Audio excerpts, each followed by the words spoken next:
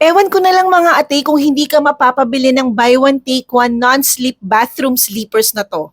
Alam mo, ako yung tipong every app ako parang Final Destination ang nangyayari kasi sobra akong madulasin sa bathroom or sa kitchen. Kaya kung iniingatan mo yung tuhod mo, ito na yung sleepers na para sa'yo. Alam mo, ang dami kong tsinelas dito sa bahay, pero cute lang siya. Pero pag safety ang pinag-usapan, zero. Until I found this.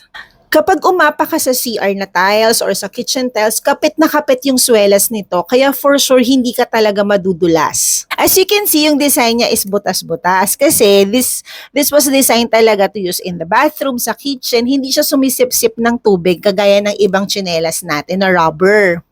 Makapal siya mga ateo, tignan mo yung swelas niya, pero magaan talaga siya. And then, kahit iapak mo, hindi siya maingay. Tapos, wala rin siyang amoy.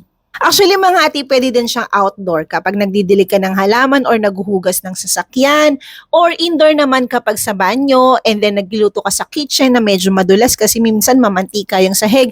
Ito na yung perfect na sleepers para sa'yo. So mga ate, for safety purposes at ayaw mong ma-emergency, bilhin mo na tong tsinelas na to. Sobrang sulit, buy one take one. Check out mo na sa yellow basket below.